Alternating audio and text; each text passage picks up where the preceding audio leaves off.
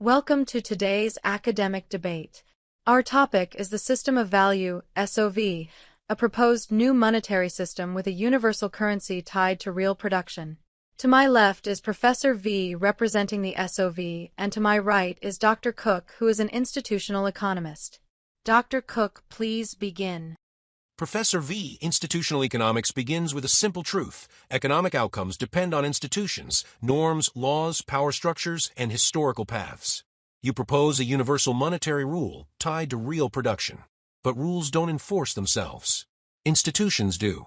How can SOV succeed without addressing the institutional complexity that shapes economic behavior? SOV is an institutional reform, but one that removes discretion rather than adding it. The global institution that administers SOV has no power to allocate resources, set prices, or manipulate money. It simply enforces a transparent rule. Money in equals value in, money out equals value out.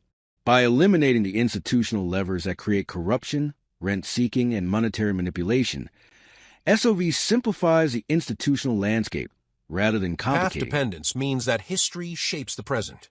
Countries with strong institutions prosper. Countries with weak institutions struggle. A universal currency cannot erase centuries of institutional divergence. How does SOV overcome entrenched inequalities in governance capacity? SOV doesn't require strong domestic institutions to function. It removes the tools that weak institutions misuse: currency devaluation, inflation, debt monetization, and political manipulation of money. By tying currency to real production, SOV gives every nation a stable foundation regardless of its political history. It levels the playing field by eliminating the institutional advantages of powerful nations. Institutional economists emphasize power: who controls resources, who sets rules, who benefits from a status quo. A global institution administering SOV could easily become a new center of power. How do you prevent powerful nations from capturing it? By removing discretion entirely. The institution cannot print money. It cannot set interest rates. It cannot favor nations. It cannot intervene in markets. It simply measures real production and adjusts the money supply accordingly. There is nothing to capture because there is no policy to manipulate. Power is neutralized by design. Moreover, its governing body, whose role is mostly provide oversight, is elected in the fairest and most democratic way possible, as demonstrated in the Universal Currency Part 2 presentation that you can watch on this channel. Ronald Coase taught us that transaction costs shape institutions. Monitoring production, verifying sustainability, managing a global reservoir, these are massive coordination challenges. How does SOV avoid becoming a bureaucratic nightmare? By using technology to reduce transaction costs. Primary production verification is automated through digital tracking of primary goods. Sustainability thresholds are measured through ecological data. The reservoir is managed algorithmically, not bureaucratically. SOV doesn't increase transaction costs. It reduces them by replacing complex financial systems with a simple physical accounting system. Institutional change requires cultural change. Norms evolve slowly. Trust is built over generations. You're proposing a global monetary transformation. How do you ensure compliance, trust, and legitimacy across diverse cultures and political systems? By making compliance automatic.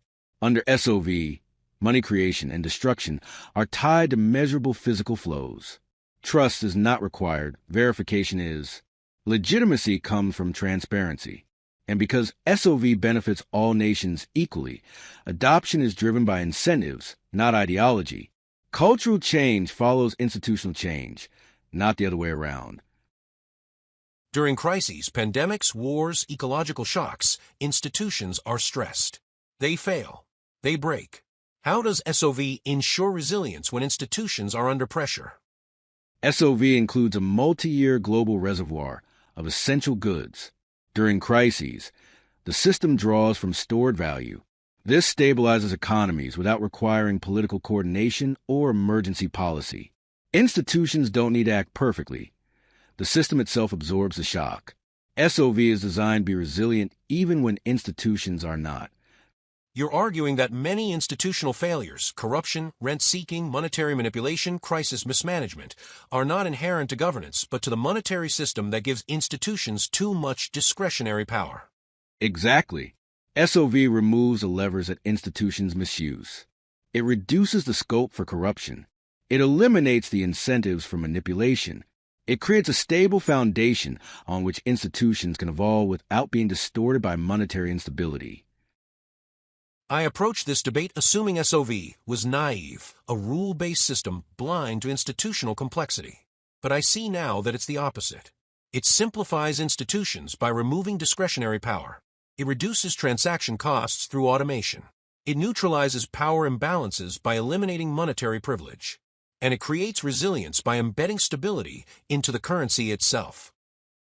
That's the goal, not to replace institutions, but to free them from the distortions caused by arbitrary money creation. Then I'm convinced. SOV isn't anti-institutional. It's the institutional architecture needed for a fair, stable global economy. I'm switching sides. Well, that's a remarkable conclusion. An institutional economist genuinely persuaded by the logic of SOV. Thank you both for an extraordinary debate. And big thanks to our audience.